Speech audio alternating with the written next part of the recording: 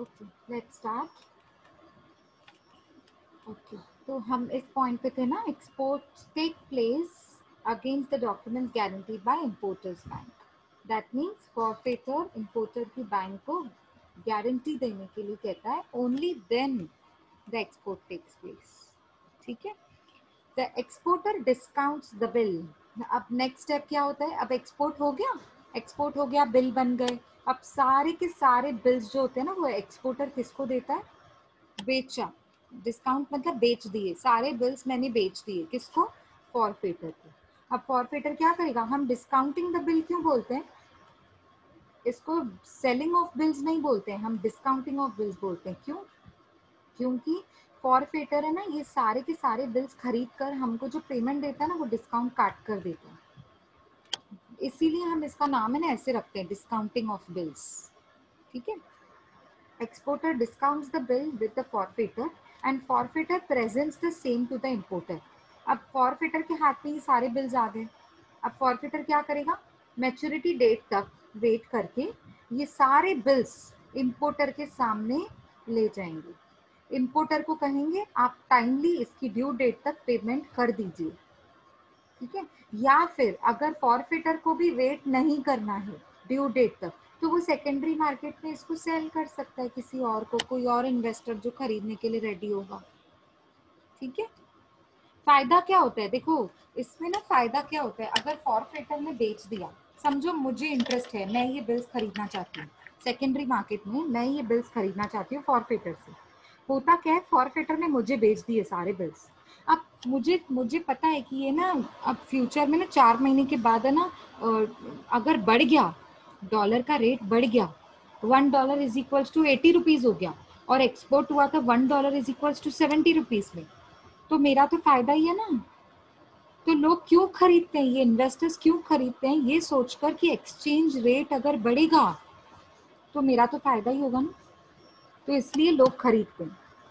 ठीक है, तो फॉरफिटर को चाहिए तो वो ड्यू डेट तक रुककर इंपोर्टर के सामने ये पेमेंट के लिए लेके जा सकते हैं बिल्स, या फिर इन्हीं बिल्स को हम सेकेंडरी मार्केट में भी बेच सकते हैं।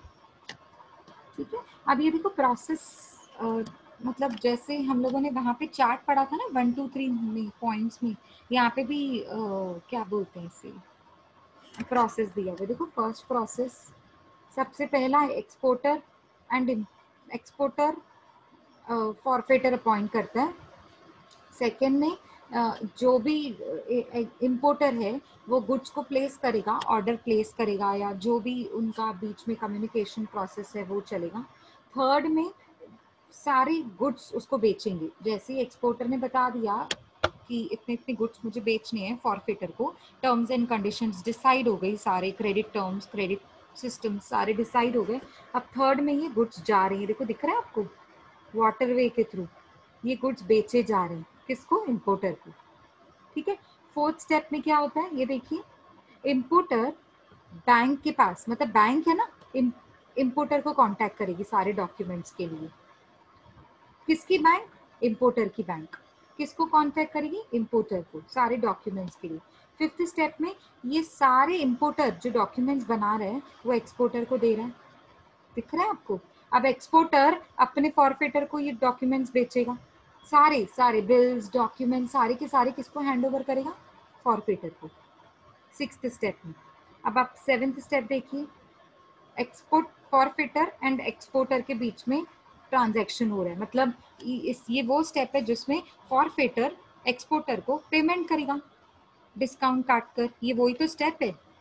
ठीक है, फॉरफिटर ने एक्सपोर्टर को सारा पेमेंट कर दिया 7 स्टेप में। अब 8th स्टेप में फॉरफिटर इंपोर्टर की बैंक को अप्रोच करेगा कि ड्यू डेट आ रही है, आप अपने क्लाइंट को बोलें कि पेमेंट कर दे टाइम पे।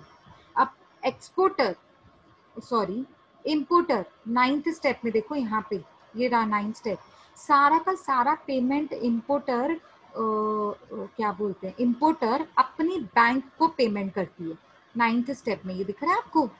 9th स्टेप में इंपोर्टर अपनी बैंक को पेमेंट करता है, और पेमेंट करने के बाद बैंक, इंपोर्टर की बैंक पूरा का पूरा अमाउंट किसको रेमिट करती है? फॉरफिटर को 10th स्टेप में। मैं ना ये कैसे बता पा रही हूँ, अब ऑफ कोर्स मुझे तो पता है इसलिए, लेकिन आपको कैसे पता चलेगा फर्स्ट स्टेप में क्या हो रहा है, सेकंड स्टेप, नीचे डिटेल्स लिखी हुई है, आप है ना थोड़ा जूम इन करके पढ़ेंगे ना तो आपको समझेगा। देखो लास्ट स्टेप अभी अभी मैंने बोला ना, bank repays forfaiter at the maturity date. पहले इंपोर्टर बैंक को पे करता है और बैंक फिर सारा का सारा अमाउंट फॉरफेटर तक पहुंचाता है। देखो सब कुछ लिखा हुआ है, समझ आ रहा है कि नहीं? हाँ मैम। ये वो सेम प्रोसेस है इंटरनेशनल फैक्टरिंग के जैसा, बट उसमें क्या था, 4 पार्टीज इन्वॉल्व थी, यहाँ पे 5 हैं। ठीक है, समझ में आया? यहाँ पे थोड़ा डिफरेंट है, वहां पे थोड़ा हल्का सा डिफरेंस था। तो डिफरेंस है तभी तो कॉन्सेप्ट अलग अलग दिया है ना उन्होंने। अगर पूरा सेम होता, कंप्लीटली सेम होता तो कॉन्सेप्ट अलग क्यों होता? ठीक है, अब ये ना स्टेजेस सेम है बिल्कुल, जो मैंने अभी बताया बिल्कुल। स्टेजेस मतलब वही प्रोसेस। देखो सबसे पहले एक्सपोर्टर अप्रोच करता है बैंक को, मतलब फॉरफेटिंग सर्विसेज के लिए। Forfaiter obtains quote from forfaiting agencies abroad and communicate to the exporter. अब जो फॉरफेटर है वो अब्रॉड एजेंसीज से बात करेगा, जो बाहर की कंट्रीज के जो एजेंसीज हैं, फॉरफेटिंग एजेंसीज हैं, वो टर्म्स एंड कंडीशंस उनके साथ डिसाइड करके फिर एक्सपोर्टर को कम्युनिकेट करते हैं। अच्छा, नेक्स्ट स्टेप देखो, एक्सपोर्टर अप्रोच करता है इंपोर्टर को, यही सेम जो हमने अभी स्टेप्स पढ़े ना। ये देखो थर्ड स्टेप में एक्सपोर्टर इंपोर्टर से कम्युनिकेट कर रहे हैं। देखो, exporter approaches importer for finalising contract, duly loading the discount and other charges in the prices. अब दोनों के बीच में कम्युनिकेट होता है कि कितना फाइनल कॉन्ट्रैक्ट वैल्यू होना चाहिए। अगर सारा टर्म्स एंड कंडीशंस एक्सेप्टेबल है तो एक्सपोर्टर बैंक को, बैंक मतलब उसका फॉरफेटर, फैसिलिटेटर जिसको कहते हैं, फैसिलिटेटर मतलब जो फैसिलिटीज प्रोवाइड कर रहा है, सर्विसेज प्रोवाइड कर रहा है फॉरफेटिंग की, उससे ऑब्टेन करेगा कोट। मतलब दोनों के बीच में वो कॉन्ट्रैक्ट जो बनता है ना वो बनेगा, एक्सपोर्टर और फॉरफेटर के बीच में कॉन्ट्रैक्ट बन जाएगा। Exporter has to confirm the firm quote, मतलब वो फाइनल एग्रीमेंट बिठाएंगे, फाइनल एग्रीमेंट जो कंफर्म बताएगा एक्सपोर्टर। ठीक है, मतलब अपनी कंफर्मेशन देगा। Exporter has to enter into a commercial contract, उसके बाद जैसे ही उसने अपना फर्म डिसीजन बता दिया, अब उसके बाद दोनों एक्सपोर्टर ने कमर्शियल कॉन्ट्रैक्ट में एंटर किया, किसके साथ, फॉरफेटिंग के साथ, फॉरफेटर के साथ। Execution of the forfaiting agreement with forfaiting agency. अब जो मेरी एजेंसी थी जिसमें से, जहां से मैंने फॉरफेटर की सर्विसेज लेनी है, फॉरफेटिंग की सर्विसेज लेनी है, वो एग्जीक्यूट हो जाएंगी, स्टार्ट हो जाएंगी, मेरी सर्विसेज स्टार्ट हो गई। ठीक, export contract to provide for importer to furnish all bills of exchange, है ना, ये सारे जितने भी मेरे डॉक्यूमेंट्स होंगे वो मुझे कलेक्ट करने हैं। मतलब ये देखो मैंने यहाँ पे लिखा हुआ है कौन से डॉक्यूमेंट्स मुझे कलेक्ट करने पड़ते हैं। Demand promissory note, bills of exchange, और अभी पढ़ेंगे हम, लाइबर भी बीच में आएगा, वो पढ़ेंगे हम। ठीक है, तो सारे डॉक्यूमेंट्स है ना मुझे कलेक्ट करने हैं। Forfaiter commits to forfeit the bills of exchange, DPN मतलब demand promissory note, only against importers bank को एक्सेप्टेंस, यानी कि अगर ये सारे डॉक्यूमेंट्स तब मैंने कलेक्ट करने हैं, सिर्फ तब जब इंपोर्टर की बैंक एक्सेप्ट करेगी। इंपोर्टर की बैंक तब एक्सेप्ट करेगी जब वो गारंटर बन के रुकेंगे।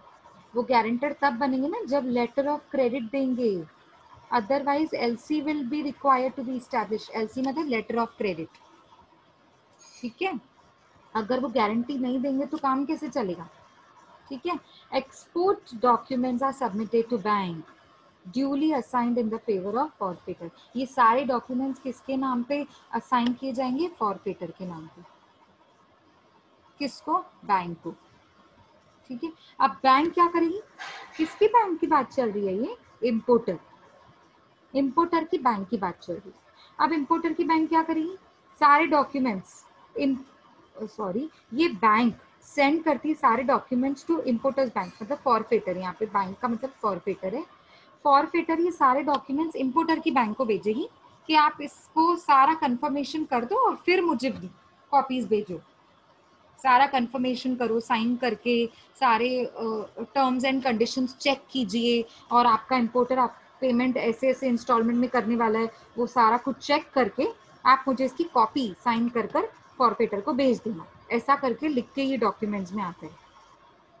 अब क्या होगा next step, importers bank confirms their acceptance of bills of exchange, demand promissory note to the forfeiter। मतलब ये सारे डॉक्यूमेंट्स पे जब तक इंपोर्टर की बैंक कंफर्मेशन नहीं देती है तब तक काम आगे नहीं बढ़ेगा। तो नेक्स्ट स्टेप होता है इंपोर्टर की बैंक कंफर्म करें, सारी सारी एक्सेप्टेंस, सारे जो टर्म्स एंड कंडीशंस है उनको एक्सेप्ट करी, उसको बोलते हैं कंफर्मेशन प्रोसेस।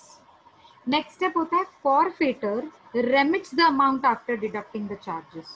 अब नेक्स्ट स्टेप होता है फॉरफेटर का, अब सारे डॉक्यूमेंट्स तो लीगली एक्सेप्ट हो गए ना, तो अब तो बिल्स ऑफ एक्सचेंज तो मेरे हाथ में, मैं फॉरफेटर हूँ, मेरे हाथ में नहीं ये बिल्स ऑफ एक्सचेंज, सारे बिल्स तो मैंने खरीद चुकी हूँ मैं, और इंपोर्टर की बैंक से कंफर्म भी कर चुकी हूँ, साइन भी हो चुकी है सबकी।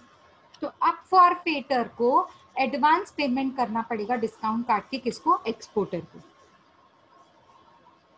अब मैच्योरिटी डेट आएगी, नेक्स्ट मैच्योरिटी डेट पे ये सारे बिल्स प्रेजेंट किए जाएंगे, किसको, बैंक को।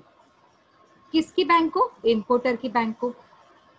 अच्छा, अब क्या होगा, forfaiter commits to forfeit the bills of exchange और DPN only against importers bank को acceptance, otherwise LC will be. ये ऊपर वाला पॉइंट रिपीट हो गया है, ये इन्होंने ऊपर वाला पॉइंट रिपीट कर लिया। हाँ, ये वाला और ये वाला एक ही बार है। हाँ, मैच्योरिटी डेट के बाद आएगा आपका ये वाला point. Export documents are submitted to bank duly assigned in the favour of forfaiter. Next, importer bank confirm करती है देयर एक्सेप्टेंस। ये रिपीट क्यों हो रहा है, मुझे समझ नहीं आ रहा। अच्छा ठीक है, चलो कोई नहीं, रिपीट हो रही है दो तीन पॉइंट्स। मैच्योरिटी डेट पे देखिए, यहाँ पे फिर से उसने रिपीट किया है एक्चुअली ये चारों पॉइंट्स को, जाने दो कोई नहीं। मैच्योरिटी डेट पे फाइनली क्या होता है, फॉरफिटिंग एजेंसी को पूरा का पूरा अमाउंट बैंक पे करती है, और इंटर्न बैंक को कौन पे करता है, इंपोर्टर की बैंक को कौन पे करेगा, इंपोर्टर। जो हमने इम्पोर्टर। यहाँ, हाँ जी, जो हमने यहाँ सीखा था 9th और 10th वाली पॉइंट में, कि इंपोर्टर सारा पेमेंट करता है बैंक को, और बैंक सारा पेमेंट डिपॉजिट करती है फॉरफिटर को। ठीक है, बस यही सेम प्रोसेस जो हमने यहाँ पढ़ा ना, वो सेंटेंस फॉर्म में लिखा हुआ है। ये कुछ लास्ट की पॉइंट्स एक्चुअली रिपीट हो रही हैं। ठीक है, चलो कोई बात नहीं। क्या कॉस्ट इन्वॉल्व होता है आपको याद है, हमने फैक्टरिंग में भी पढ़ा था चार्जेस इन्वॉल्व, तो फॉरफिटिंग में भी तो चार्जेस होंगे ना। ठीक है, देखते हैं क्या क्या चार्जेस इन्वॉल्व है फॉरफिटिंग में। कमीशन कमिटमेंट फीस ली जाती है, payable to the forfaiter by exporter. Of course ये एक्सपोर्टर ही पे करेगा ना, क्योंकि सर्विस भी तो एक्सपोर्टर ही ले रहा है। फॉरफिटिंग सर्विसेज कौन ले रहा है, एक्सपोर्टर। तो कमिटमेंट फीस कौन पे करेगा, एक्सपोर्टर। ठीक है, इसकी कमीशन चार्ज होती है, कितनी कमीशन होती है ये, ranges from 0 to 5 to 1.5% per annum, commission इतनी होती है। डिस्काउंट फीस भी होती है, जो कि लाइबॉर से डिसाइड होकर आती है। अब ये लाइबॉर क्या होता है, लंदन इंटरबैंक ऑफर रेट। यहाँ पे देखो मैंने आप लोगों के लिए फुल फॉर्म लिखा है। लाइबॉर का फुल फॉर्म क्या होता है, लंदन इंटरबैंक ऑफर रेट। ये इस इंस्टीट्यूशंस के जो ऑफर रेट्स होते हैं ना, उसके हिसाब से डिस्काउंट फीस डिसाइड की जाती है। ठीक है, ये टाइम टू टाइम चेंज होती है मार्केट रेट्स के हिसाब से। नेक्स्ट है आपका डॉक्यूमेंटेशन फीस। अब डॉक्यूमेंटेशन की भी तो फीस लगेगी, कुछ लीगल फॉर्मेलिटीज होती हैं जो पूरी करनी पड़ती है, स्टैंपिंग होती है, स्टैम्प पेपर्स पे जैसे स्टैम्प करवाना पड़ता है उसकी फीस होती है। तो ये लीगल फॉर्मेलिटीज होती हैं जिसके लिए आपको फीस भरनी पड़ती है। और सर्विस चार्जेस होते हैं जो payable to EXIM bank, EXIM मतलब एक्सपोर्ट इंपोर्ट बैंक को सर्विस चार्जेस पे करने पड़ते हैं। ये सारा खर्चा आपको उठाना पड़ता है, किसको, एक्सपोर्टर को। क्यों, क्योंकि आप फॉरफिटिंग की सर्विसेज ले रहे हो ना, ये 4-5 खर्चे हैं जो आपको उठाने पड़ते हैं। ठीक है, I think enough for the day. हम नेक्स्ट लेक्चर में कंटिन्यू करते हैं, वैसे भी थोड़ा ही है अभी, देखो क्या क्या रह गया हमारा, characteristics, pros and cons of forfaiting, factoring versus forfaiting. इसमें तो आपको और अच्छे से समझ में आ जाएगा कि दोनों में फर्क क्या है। उसके बाद कंपैरेटिव एनालिसिस में हम सीखेंगे bills discounting, factoring and forfaiting में फर्क क्या है। And then we are done with the chapter. So सिर्फ हमारे कुछ ही पॉइंट्स रह गए हैं, फिर हमारा चैप्टर हो जाएगा। तो हम नेक्स्ट लेक्चर में कंटिन्यू करें कि आज पूरा करना है? Ma'am next lecture. Next lecture bounce जाएगा ना, नहीं तो, है ना? हाँ लेकिन रिवीजन करना, हाँ आप रिवीजन करिए। अभी देखो हमने क्या क्या किया है आज। इसका मीनिंग पढ़ा, फॉरफेटिंग का, मैकेनिक्स, प्रोसेस, ठीक है, और फिर प्रोसेस को थोड़ा डिटेल में पढ़ के उसके स्टेजेस को डिस्कस किया, और कॉस्ट इन्वॉल्व इन फॉरफेटिंग पढ़ा, ठीक है। तो आपने ये सारा कुछ रिवाइज करके रखना है। We will continue in the next lecture. Is it okay? Okay ma'am, yes. Okay. Okay ma'am.